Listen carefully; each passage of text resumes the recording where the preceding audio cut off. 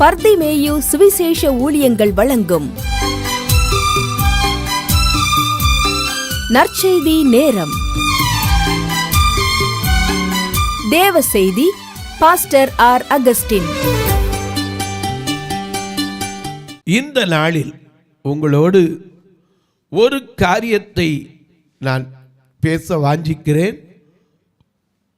நான் உங்களோட பேசி வருகிற காரியமும் அதுதான். ஆயா, வேதத்தின் மகத்துவங்களை கர்த்தர் நமக்கு எழுதி கொடுத்தார்.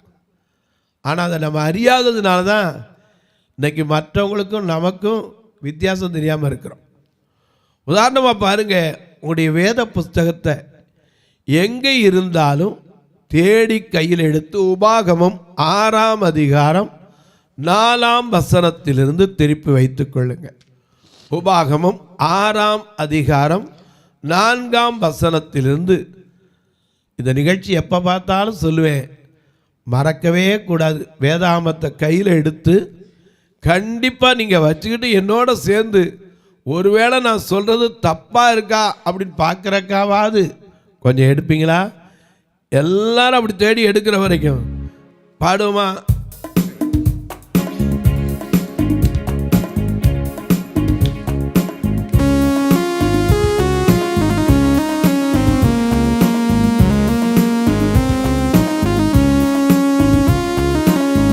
என்னை மறவால் சொல்லாதா, உந்தன் தயவால் என்னை நடத்தும். என்னை மறவால் சொல்லாதா, உந்தன் தயவால் என்னை நடத்தும்.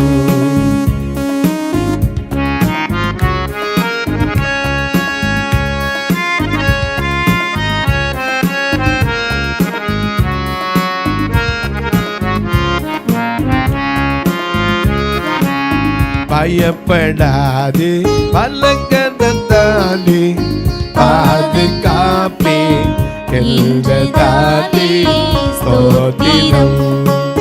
பயப்படாது பல்லக்கத்தாலே பாதுகாப்பே என்றதாலே ஸ்தோத்திரம். பாசமின் மேல் நீர் வைத்ததினால் பறிக்க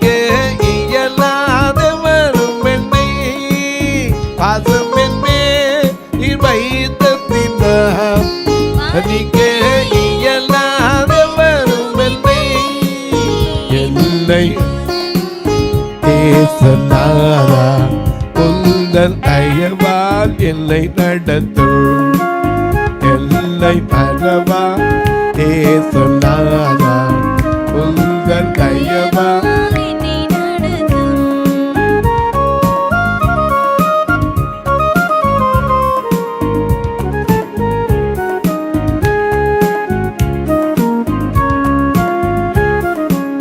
பயப்படாதே பல்லக்கத்தாலே பாதுகாப்பே என்றதாலே ஸ்தோத்திரம்.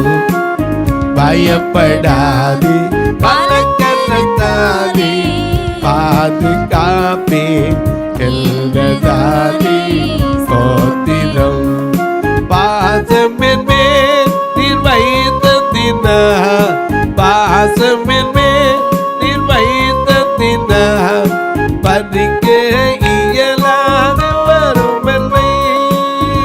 என்னை மறவாயே சுனாதா, உந்தன் தயவால் என்னை நடத்தும்.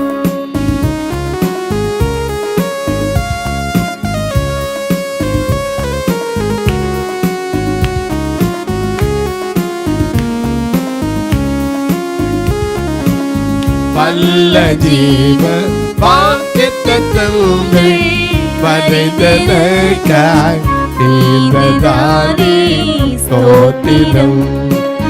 வல்ல ஜீவ வாக்குத்தத்தங்கள் வரைந்ததற்காய் தீர்ந்ததாலே ஸ்தோத்திரம். வரைந்திடுமே உள்ளங்கையில் வல்லவன் எல்தல் புகலிடமே, பனைந்திடுமே என்னை உள்ளங்கையில்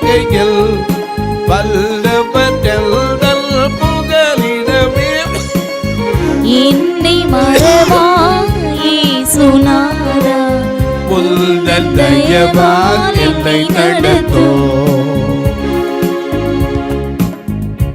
எல்லாம் எடுத்திருப்பீங்க. வாசிக்க கேட்போமா? உபாகமம் 6:4. இஸ்ரவேலே கேள், கேள், நம்முடைய தேவனாகிய கர்த்தர் ஒருவரே கர்த்தர். நம்முடைய தேவனாகிய கர்த்தர் ஒருவரே கர்த்தர். நீ உன் தேவனாகிய கர்த்தரிடத்தில் உன் முழு இருதயத்தோடும், உன் முழு ஆத்துமாவோடும், உன் முழு பலத்தோடும் அன்பு கூறுவாயாக. சரி, இன்று நான் உனக்கு கட்டளையிடுகிற இந்த வார்த்தைகள் உன் இருதயத்தை விட்டு இருக்க கடவுதா. நீ அவைகளை உன் பிள்ளைகளுக்கு கருத்தாய் போதித்து நீ உன் வீட்டில் உட்கார்ந்திருக்கிற போதும், வழியில் நடக்கிற போதும், படுத்துக்கொள்ளுகிற போதும், எழுந்திருக்கிற போதும் அவைகளை குறித்து பேசி. இப்படி பேசாம போனதுனால ஒரு குடும்பம் சீர்கெட்டு போனதை இந்த வேதத்தில் காமிக்குது. இன்னைக்கு ஒரு திராட்சை பழம் இல்லை மாம்பழம் வாங்க போனீங்கன்னா சொல்லுவாங்க, மாம்பழம் சார் சாப்பிட்டா நல்லா இருக்கும் சார். எங்கே பார்த்தா அப்படி தெரியல, இந்த பாருங்க சார், ஒரு கீத்தை வெட்டி கொடுப்பான், அப்போ தெரியும். அதை மாதிரி ஆண்டவர் ஒரு குடும்பத்தை இங்கே எழுதி வச்சிருக்கார். உங்கள் வேதாகமத்தை தயவு செய்து நியாயாதிபதிகளின் புஸ்தகம் 17ஆம் அதிகாரத்துக்கு திருப்பிக் கொள்ளுங்கள். ஏன்னா மோசேயினுடைய 5 புஸ்தகங்களும் சரித்திர புஸ்தகம் யோசுவா வரைக்கும் சொல்லுது.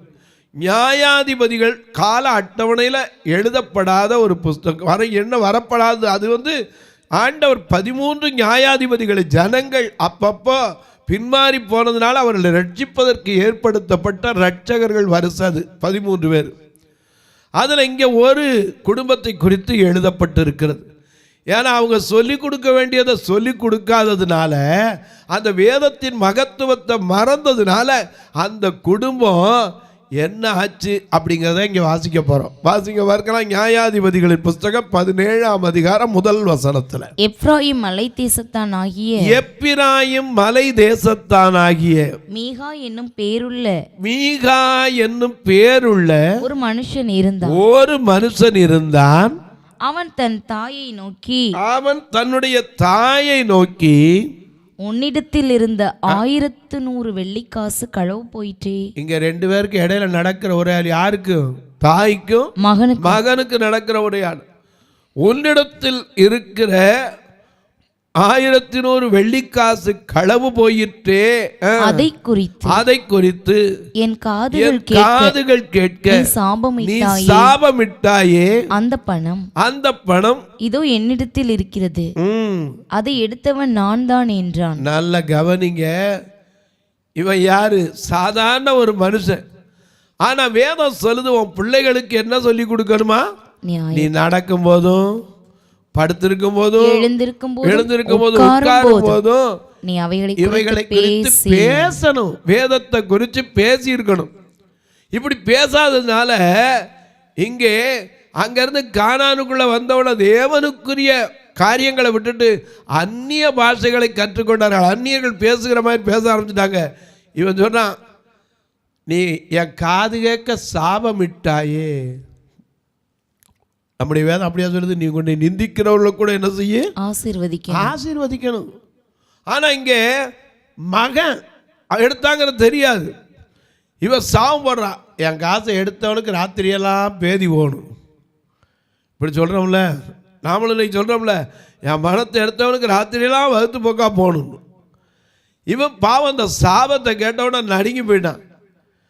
கொண்டு போய் அதை எடுத்தவன் நான் தான், இதோ அதில் என்னிடத்தில் இருக்கிறது, அதை எடுத்தவன் நான் தான் என்றான். அதற்கு அவன் தாய், என் மகனே. அடேங்கப்பா, முதல்ல சொல்லி கொடுக்க வேண்டியதை விட்டுட்டா. வேதத்தின் மகத்துவங்களை எழுதி கொடுத்ததுல ஒரு வார்த்தை களவு செய்யாது இருப்பாயாக. இதை சொல்லி கொடுத்துருந்தா அந்த பிள்ளை அப்படி வந்திருக்குமா? அதனாலதான் நாம் அநேக நேரங்களில் பிள்ளைகளுக்கு கற்றுக் கொடுக்கணும். பிள்ளைகளுக்கு கற்றுக் கொடுக்கணும். ஏன்னா நாம் அந்த தருணத்தை விட்டுறக்கூடாது. சின்ன பிள்ளைகளாக இருக்கும்போது எங்களுக்கெல்லாம் நாங்கள் படிக்கிற காலத்தில் சின்ன சின்ன கதைகளாக சொல்லி கொடுப்பாங்க. அதுக்குன்னு ஒரு சில பெண்கள் வயதானவங்க இருப்பாங்க, தாய்மார்கள். அவங்க என்ன செய்வாங்க, கதைகளாக சொல்லி கொடுப்பாங்க. இங்கே வா, எல்லாருக்கும் உங்களுக்கு ஒரு கதை சொல்கிறேன்பாங்க. கடைசியில் வந்தால் பைபிளில் இருந்து அந்த கதையை சொல்லிவிட்டு அதுக்கு ஒரு வசனத்தை வாசிப்பாங்க. ஏன்னா நாம் இன்றைக்கி சொல்லி கொடுக்கலைன்னா ஐயா அப்புறம் எப்படி மனசில் ஆகும்? இன்றைக்கி ஸ்கூலில் ஒரு தப்பாக எழுதிட்டீங்க, உடனே உங்களுக்கு என்ன சொன்னாங்க, அது திருப்பி 100 தடவை எழுதும்பாங்க. நம்ம கோவம் வரும். நான் கூட கேட்டேன், அவனுக்கு தான் தெரியாமல் தானே ஒரு தடவை தப்பாக எழுதிருக்கேன், 100 தடவை எழுதுனா அதை 100 தடவை பார்த்து பார்த்து எழுதும்போது மனசுலே பதிஞ்சிடும்ல, அப்படியாவது பாஸ் ஆகிட மாட்டானான்னு ஆசைன்னாங்க. எனக்கு அன்பானவர்களே, நம்முடைய வாழ்க்கையில் கற்றுக்கொள்ள வேண்டிய காரியம், நம்முடைய பிள்ளைகளுக்கு எதை போதித்திருக்கிறோம். வேதம் சொல்லுது, பிள்ளையானவனை நடத்த வேண்டிய விதத்தில் நடத்தணும், முதிர் வயதிலும் அவனை விட்டுவிடாது இருப்பான். அதே சமயத்தில் பெரம்பை கையாடனாதான் பெரம்பை என்ன செய்யணும், கையாளணும். இல்லாட்டா சொந்த மகனை கூட என்ன செய்வோம், பகைக்கிறவர்களாய் மாறிவிடுவோம். இங்கே தான் பிள்ளைக்கு சொல்லி கொடுக்க வேண்டியதை அவன் சொல்லி கொடுக்கல. அதனால தான் அவன் சொன்னான், ஏம்மா நீ உன் காசு உங்கள்கிட்ட இருக்க காசு காணாமல் போச்சே, அதை குறித்து நீ என் காதுகள் கேட்க சாபமிட்டாதே, அதை எடுத்தவன் நான் தான், இதோ அந்த பணம்னா. உடனே அம்மா பிஷப்பாக மாறிட்டாங்க. என்ன சொல்கிறாங்க, என் மகனே நீ கர்த்தரால் ஆசீர்வதிக்கப்படுவாய். கர்த்தரை போட்டால் எது வேணாலும் தப்பு இல்லைன்றாங்க. அவன் அந்த 1100 வெள்ளிக்காசை தன் தாயினிடத்தில் திரும்ப கொடுத்தான். அவள் வெட்டப்பட்ட ஒரு சுரூபத்தையும், நல்ல கவனிங்க, எதுக்காக வெட்டப்பட்ட ஒரு சுரூபத்தையும் வார்ப்பிக்கப்பட்ட ஒரு விக்கிரகத்தையும் உண்டு பண்ண நான் என் கையில் இருந்த இந்த வெள்ளியை என் மகனுக்காக முற்றிலும் கர்த்தருக்கென்று நியமித்தேன். என்னை தவிர வேறே தேவன் உண்டாயிருக்க வேண்டாம்ங்கிறது முதலாவது கற்பனை இல்லையா? ஏன்னா நம்ம என்னை உண்டாக்கின தேவாதி தேவன் அவர் தூங்குவதும் இல்லை உறங்குவதும் இல்லை. என்னை உண்டாக்கின தேவாதி தேவன் அவர் தூங்குவதும் இல்லை. என்னில் அவர் கண்ணை வைத்து ஆலோசனை சொல்லுவார், சத்தியத்தின் பாதையில் என்னில் அவர் கண்ணை வைத்து ஆலோசனை சொல்லுவார், சத்தியத்தின் பாதையில் ஆபத்து காலத்தில் அரணான கோட்டையும், ஆபத்து காலத்தில் அரணான கோட்டையும் கேடகமும் துருகமும் வல்ல நமதே என்னை உண்டாக்கின.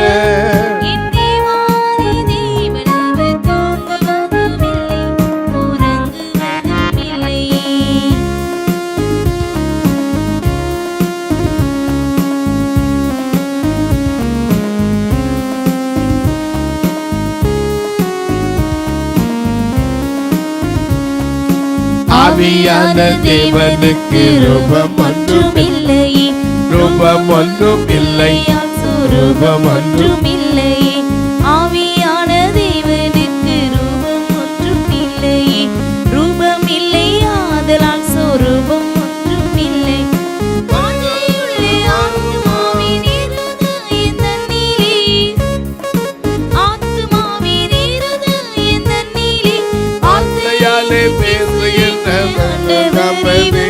என்னை உண்டாக்கின தேவாதி தேவன் அவர் தூங்குவதும் இல்லை,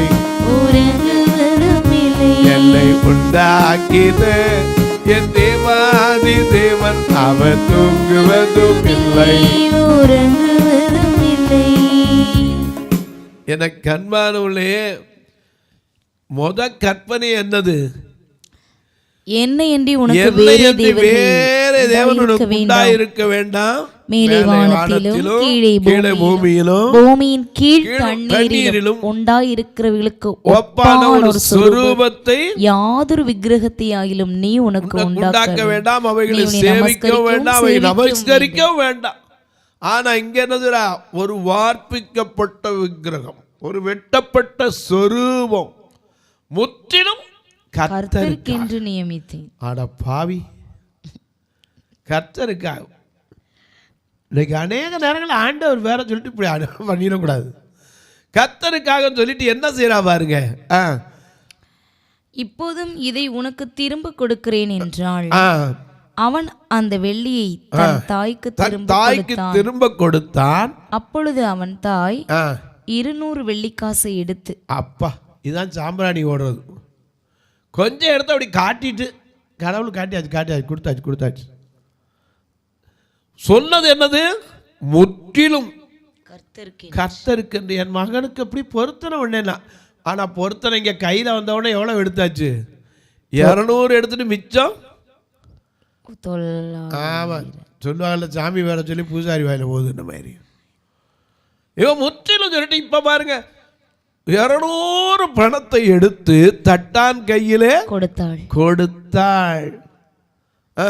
அவன் அதனாலே வெட்டப்பட்ட ஒரு சுரூபத்தையும் வார்ப்பிக்கப்பட்ட ஒரு விக்கிரகத்தையும் பண்ணினான். அவைகள் மீகாவின் வீட்டில் இருந்தது. மீகா சுவாமிக்கு ஒரு அறை வீட்டை பூஜை அறையை வச்சுட்டான். பூஜை அறையும் வச்சாச்சு. இன்னைக்கு நிறைய வீடுகளில் வீடு பார்க்க போகும்போது பார்த்தீங்கன்னா பூஜை அறையும்பாங்க, சாமி ரூமும்பாங்க. சாமி எங்கெங்க இருக்கார்? எல்லா இடத்துலையும் இருக்கார். ஏன்னா அவர் சர்வலோகாதிபதி. அவர் எங்கும் இருக்கிறார். எங்க போனாலும் சரி, நடந்தாலும் படுத்திருந்தாலும் பாதாளத்தில் படுக்க போட்டாலும் அங்கேயும் அவர் இருக்கிறார், நம்மோடு இருக்கிறார். அதனாலதான் நம்ம பார்த்து சொன்னார், நான் உன்னை விட்டு விலகுவதும் இல்லை, கைவிடுவதும் இல்லை. ஆமா, நாம எங்க இருக்கோம்? நாம சொல்றோம்ல, அழகா பாடுறோம். என்ன பாடுறோம்?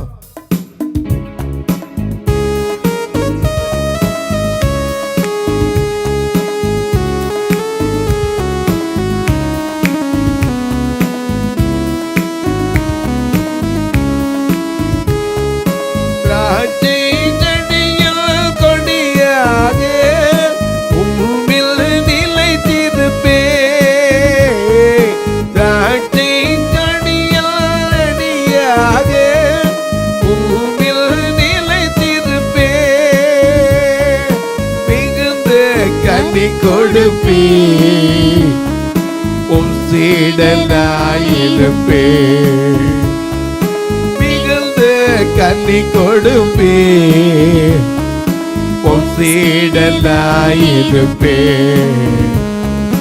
உம்மை பிரிந்து வாழ முடியாதையா இசையா இசையா. அவர் எங்க இருந்தாலும் கூட என்ன செய்கிறார்? நம்மோட தான் இருக்கிறார். ஆனா அநேக நேரங்களில் நமக்கு தெரியல, அவர் ஒரு சின்ன அறைக்குள்ள அடைச்சி வச்சிடறோம். பூஜை அறை. இங்க மீகா என்ன பண்றாரு? அவர் சொன்னது முற்றிலும் புதிய ஏற்பாட்டு காலத்துல தான் அனனியா சபீரால் மாதிரி செத்து விழுந்து செத்து போயிடும்.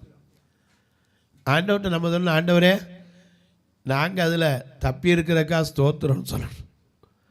ஏன்னா சொன்னது ஒன்று, முற்றிலும் அர்ப்பணிப்பேன். 200 வெள்ளிக்காசை கொடுத்து செய்தான். அவன் செய்தான். அதை வாங்கி என்ன, ஒரு அறையை கட்டி, அதோட நிப்பாட்டல, வாசிங்க, ஒரு அறையை கட்டி அதை மீகா சுவாமிக்கு ஒரு அறை வீட்டை நியமித்து வைத்திருந்தான். சரி, அவன் ஒரு ஏபோத்தையும். இங்க பாருங்க, ஏபோத்துங்கிறது என்னது? ஆசாரியன் தேவனுடைய சித்தத்தை அறியறதுக்கு வச்சிருக்கிறது. தாவீது ஒரு சமயத்தில் எல்லாத்தையும் இழந்த போது சொன்னான், அந்த ஏபோத்தை கொண்டு வான்னா. கொண்டு வந்து வச்சுதான் கேட்டான், கர்த்தரை நோக்கி கேட்டான், ஆண்டவரே அதை பின்தொடர வேண்டுமோ, அதை பிடிப்பேனோ, அதை பிடிக்க, அதை திருப்பி கொள்ள முடியுமான்னா. ஆண்டவர் சொன்னா எல்லாத்தையும் திருப்பிக்கலாம், அதை பிடிச்சி போனார். தேவனுடைய சித்தத்தை தெரிந்து கொள்றதுக்கு என்ன செய்யறது? ஒரு ஏபோத்து. இங்க ஒரு ஏபோத்தையும் வைத்து உண்டு பண்ணி, எப்படி சொரூபங்களையும் உண்டு பண்ணி தன் குமாரரில் ஒருவனை பிரதிஷ்டை பண்ணினான். நல்லா கவனிங்க, 3வது தலைமுறையை கெடுத்து விட்டான். தாய் கற்பனையை மறந்தா, பிள்ளைக்கு சொல்லிக் கொடுக்கல. இன்னொரு அடுத்தாப்புல என்ன செய்யல? வேத வசனத்தின்படி ஆசாரி இல்லை, இவனே என்ன செஞ்சிட்டான்? ஏற்படுத்திட்டான். இன்னைக்கு சொல்றேன், ஆசீர்வாதம் ஏன் நமக்கு இன்னைக்கு இருக்கல தெரியுமா? நாம் முதல்ல அறிய வேண்டியதை அறியலை. ஏன்னா கர்த்தர் நம்மை ஆசீர்வதிக்கிற தெய்வம். ஏன்னா அவருடைய விருப்பமே அது இஸ்ரவேலை ஆசீர்வதிப்பதே கர்த்தருக்கு பிரியம். ஆமா, அங்க வந்து வழியில வந்தாங்க, மாறா வந்துச்சு, செங்கடல் வந்துச்சு, அனுதினம் போஷித்து நடத்தி வந்தார். ஆனா இங்க வந்த உடனே அதை மறந்துட்டு அங்கே இருக்கிறதுக்கு தக்க பேச செயல்பட ஆரம்பிச்சதுனால தலைமுறைகளை கெட்டு போச்சுங்க. இன்னைக்கு சொல்கிறேன், வேதத்தை எழுதி கொடுத்திருக்கிறார் ஆண்டவர். ஒரே ஒரு குடும்பத்தை காட்டினார்.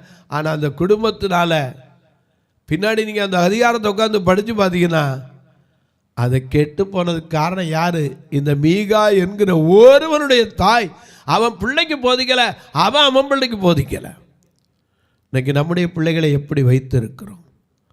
அதனால தான் வேத வசனத்தை என்ன செய்யணும்? சின்ன பிள்ளைகளுக்கு சண்டே கிளாஸ் மனப்பாட வசனம் சொல்லி கொடுக்கணும். ஏன்னா வேதத்தை சொல்லி கொடுக்கறது சமயம் வாய்த்தாலும் வாய்க்காட்டாலும் பிள்ளைகளுக்கு நாம் என்ன செய்யணும்? சொல்லி கொடுக்கணும். ஏன்னா இந்த வேதம் அரிய வேதம், கர்த்தருடைய வேதம் குறைவற்றது, ஆத்துமாவை உயிர்ப்பிக்கிறது.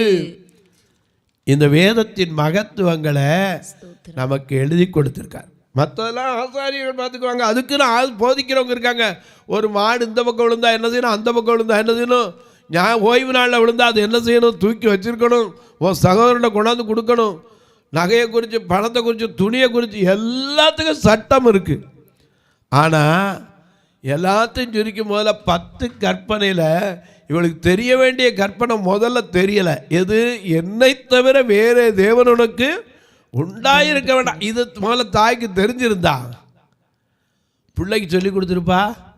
பிள்ளை அந்த 10 கற்பனையை படிச்சிருந்தா களவு செஞ்சிருப்பானா? இவன் அதே மாதிரி அந்த 10 கட்டளை தெரிஞ்சிருந்தா சொல்றது ஒன்று செய்யறது ஒன்றா இருக்குமா? எனக்கு அன்பானவர்களே, ஆண்டவர் இந்த வேதத்தை நமக்கு எவ்வளவு அழகா புரிந்து கொள்ளக்கூடிய எளிமையான முறையில் எழுதி கொடுத்திருக்கிறார். இந்த வேத புஸ்தகம் அநேகர் திருநெல்வேலி மாவட்டத்தெல்லாம் சொன்னாங்க, நீங்கள் என்னன்னு சொன்னால் வேதக்காரங்கம்பாங்க. ஏன்னா அந்த வேதத்தை சுமக்கிறவர்கள், இந்த வேதத்தை வாசிக்கிறவன், நேசிக்கிறவன், கை கொள்ளுகிறவனுக்கு கூட ஒரு பெரிய பாக்கியம் உண்டு. இதை நேசிக்கிறவர்களும் வாசிக்கிறவர்களும் கை கொள்ளுகிறவரும் பாக்கியவான்கள். மறந்துடக்கூடாது. ஆசீர்வாதங்கிறது நாம் இன்னைக்கு அவரை தேடினா அவர் நம்மை ஆசீர்வதிக்காதபடிக்கு அவருடைய கரம் என்ன செய்யல, குறுகி போகல, கேட்கக்கூடாதபடிக்கு அவருடைய செவி மந்தமாகவில்லை. ஆனா யாக்கோபை போல நம்ம பட்டி பிடிக்கிறோமா? இருக்கிறது என்ன அப்படின்னு தெரியாமே அவனுக்கு என்ன ஆசீர்வாதம் குறைச்சல்? கொஞ்சம் யோசிச்சு பாருங்க. ஒன்றும் கிடையாது, எல்லாம் இருக்கு. ஆனா கேட்கிறான், இன்னும் என்னை ஆசீர்வதித்தால் ஒழிய உண்மை என்ன செய்ய மாட்டேன், விடே மாட்டேன்னார். அப்பதான் அவர் கேட்டார், உன் பேர் என்னப்பா? அப்படின்னா யாக்கோபு. நீ இத்தனை நாளைக்கு இருந்து சம்பாதிச்சதெல்லாம் பயந்துக்கிட்டு தான் வச்சிருக்க. இனிமே உன் பேர் இஸ்ரவேல். இஸ்ரவேலே பயப்படாதே, நானே உன் தேவன், உன்னை நான் தெரிந்து கொண்டேன், உன் பெயர் சொல்லி அழைத்தேன், நீ என்னுடையவன். நீ என்னுடையவன். ஆறுகளை கடக்கும் போது உன்னோடு இருப்பேன், தண்ணீர்களை கடக்கும் போது அவைகளின் மேல் புரடுவதில்லை, அக்கினியில் நடக்கும் போது ஏகாதிருப்பாய், உனக்கு காலை உன் பேரில் பற்றாது இருக்கும். ஏன்னா உனக்கு ஈடாக எகிப்தையும் சேபாவையும் உனக்கு கொடுத்தேன், நீ என் பார்வைக்கு அருமையானபடினாலே கனம் பெற்றாய், நானும் உன்னை சிநேகித்தேன். தொலைக்காட்சியில் பார்க்கிற என் அன்பு மக்களே, இந்த நிகழ்ச்சியை நாள்தோறும் பார்க்குறீங்க, கேட்குறீங்க, பரவசம் அடைகிறீங்க. நல்லது. கேட்குறதோடு விட்டுறாமல் ஒரு வார்த்தை ஜெபம் பண்ணுறீங்களா? ஒரு வார்த்தை ஜெபம் பண்ணுறீங்களா? எதுக்கு இந்த நிகழ்ச்சி தொடர்ந்து வரணும்? ஒவ்வொரு நாளும் அதன் தேவைகள் சந்திக்கப்படணும். எங்களுடைய சபையை வந்து பாருங்கள், 2 கண்ணு தெரியாத மக்கள். அங்கே நான் காணிக்க எண்ண முடியாது, தலையத்தான் எண்ணணும். ஏன் தெரியுமா? வந்திருக்கிறக்கு அத்தனை வேணும். ஆவிக்குரிய மன்னாவை மட்டும் பெற்றா போதாது, சரீரத்துக்குரிய மன்னாவே உங்களுக்கு கொடுக்கணும். ஒவ்வொரு வாரமும் நான் சாப்பிடாமல் அனுப்புறதில்ல. இவங்களை கூட்டிகிட்டு வர்றதுக்கே வேன் வாடகைக்கு ஒரு நாளைக்கு 4000 ரூபா கொடுத்தா கூட்டம். நீங்களும் ஊழியத்தின் மேல் பாரம் கொண்டால், கர்த்தர் உங்களை ஏவினால், கட்டாயமல்ல விசனமாயல்ல நீங்களும் தொடர்பு கொள்ளலாம். நீங்கள் கேட்பீங்க எப்படி பிரதர் தொடர்பு கொள்ள? இதில் 2 நம்பர் வந்துக்கிட்டே இருக்கும். ஜிபே, ஃபோன்பேலாம் வந்துக்கிட்டே இருக்கும். ஒருவேளை ஐயா நாங்கள் சுருக்கமாக எங்களுக்கு மனசில் வச்சுக்கிற மாதிரி சொல்லுங்கள் அப்படின்னா, ஆர். அகஸ்டின் பரிதிமேயு சுவிசேஷ ஊழியர், தபால் பெட்டி எண் 7, நாகமலை, புதுக்கோட்டை, மதுரை 19 போட்டிங்கன்னா வந்துடும். ஏன்னா தனி தபால் பெட்டியே நமக்கு உண்டு. அது மட்டும் இல்லை ஐயா, நாங்கள் பில்லு வைக்கணுங்க, எங்களுக்கு ஏதாவது வழி இருக்கா? இருக்குது. 8438852500 இந்த நம்பரை பாருங்கள். அதில் நீங்கள் தொடர்பு கொண்டுட்டு என்கிட்ட சொன்னீங்கன்னா உங்களுக்கான பில்லை கொடுப்போம். நீங்கள் உங்கள் கணக்கிலையும் வைக்கலாம். அதற்கு வரி விலக்கும் கூட இருக்கிறது. உங்கள் ஜபக்காரி எது இருந்தாலும் சரி, காலை 10லேருந்து 5 மணிக்குள்ளே சொல்லலாம். அது என்ன பண்ணுறது, 5 மணிக்குள்ளே மற்ற நேரம்லாம் சொல்லக்கூடாதா? சொல்லலாம். நான் எல்லாரும் போல் 24 மணி நேரம் ஜெபம் பண்ண சொல்லிட்டு எடுக்காமல் இருந்தால் என்ன பிரயோஜனம்? எடுத்து உங்களுக்கு பதில் சொல்லணும். அதுக்கு தான் நீங்கள் ஆர்வத்தோடு, உங்கள் கவலையோட, வேதனையோட, மனசில் சஞ்சலத்தோடு கூப்பிடுவீங்க. அப்போ நான் ஃபோன் எடுக்கலைன்னா என்ன பேசுகிறாங்க, ஒன்றும் இல்லையே, பேசுகிறதுக்கும் செய்கிறதுக்கும் ஒன்றும் அர்த்தம் இல்லாமல் இருக்கேன்னு சொல்லிடக்கூடாது. 10லேருந்து 5 மணி வரைக்கும் அடிங்க. நான் ஆராதனையிலையோ ரெக்கார்டிங்லேயோ அல்லது வேறு ஏதோ ஊழியத்தில் இல்லாமல் இருந்தால் கண்டிப்பாக எடுத்து பேசுவேன். அப்படி இல்லைன்னா உங்கள் நம்பரை பார்த்து திருப்பி கூப்பிட்டு உங்களுக்காக ஜெபம் பண்ணேன். இப்போ உங்களுக்காக ஜெபிக்கட்டுமா? நல்ல பிதாவே, நன்றியோடு துதிக்கிறோம். இந்த நல்ல நாளிலே ஆசீர்வாதம் என்றால் என்ன ஐயா? எல்லாவற்றையும் இருந்தும் கூட சில நேரத்தில் ஆசீர்வாதம் எது எங்களுக்கு தெரியலப்பா. நாங்கள் ஆசீர்வதிக்கப்பட உம்முடைய வார்த்தையின் மேலே எங்கள் அஸ்திவாரம் ஸ்தாபிக்கப்பட்டிருக்கிறதா, எங்கள் வீடு கட்டப்பட்டிருக்கிறதா என்பதை அறிந்து நாங்கள் ஞானத்தோடு நடக்க உதவி செய்யும். உடைய திருநாமத்தை மகிமைப்படுத்தும். இந்த ஊழியத்தை தாங்குகிற, ஜெபிக்கிற, கொடுக்கிற எல்லா மக்களையும் ஆசீர்வதியும். அவருடைய பிள்ளைகளை ஆசீர்வதியும். சரீர சுகபலத்தை கொடும். மன நிம்மதி, சமாதானம், சந்தோஷம், நிறைவான ஆசீர்வாதத்தை கொடும். இயேசுவின் நாமத்தில் ஜெபிக்கிறேன் நல்ல பிதாவே, ஆமென். சபை ஆராதனை ஞாயிறு காலை 10 மணி முதல் 12 மணி வரை. இடம் பர்திமேயு சுவிசேஷ ஆலயம், அன்னை சத்யா நகர், இளமனூர் அஞ்சல், சக்கிமங்கலம் வழி, மதுரை மாவட்டம். பின்கோட் 625201 மற்றும் பர்திமேயு சுவிசேஷ ஜெப வீடு, flat number 107, Eden garden, Muthur, Tirunelveli. Pincode 627011. சிறப்பு உபவாச கூட்டம் ஒவ்வொரு மாதமும் 2வது சனிக்கிழமை காலை 10 மணி முதல் 1 மணி வரை நாகர்கோவில் YMCA ஹாலில் வைத்து நடைபெறுகிறது. மற்றும் ஒவ்வொரு மாதமும் 4வது சனிக்கிழமை காலை 10 மணி முதல் 1 மணி வரை திருநெல்வேலி புதிய பேருந்து நிலையம் அருகில் உள்ள கிரேஸ் ஹாலில் வைத்து நடைபெறுகிறது. எங்கள் எல்லா ஆராதனைகளிலும் கலந்து கொண்டு தேவனை மகிமைப்படுத்த அன்பாய் அழைக்கிறோம். உங்கள் உதாரத்துவமான காணிக்கைகளினால் இவ்வூழியத்தை தாங்க விரும்பினால் R. Augustine, account number 5021364331, IFSC code IDIB 000B066, Indian bank, BP Kulam, Madurai. GPay number 9842181917, BGM ministries மற்றும் 9442559772, பிளைண்ட் மினிஸ்ட்ரீஸ் அகஸ்டின். உங்கள் தொடர்புக்கு பாஸ்டர் ஆர். அகஸ்டின், பர்திமேயு சுவிசேஷ ஊழியங்கள், நாகமலை, புதுக்கோட்டை, மதுரை 625019. தொலைபேசி எண்கள் 9842181917 மற்றும் 9442559772. கர்த்தர் தாமே உங்களை ஆசீர்வதிப்பாராக.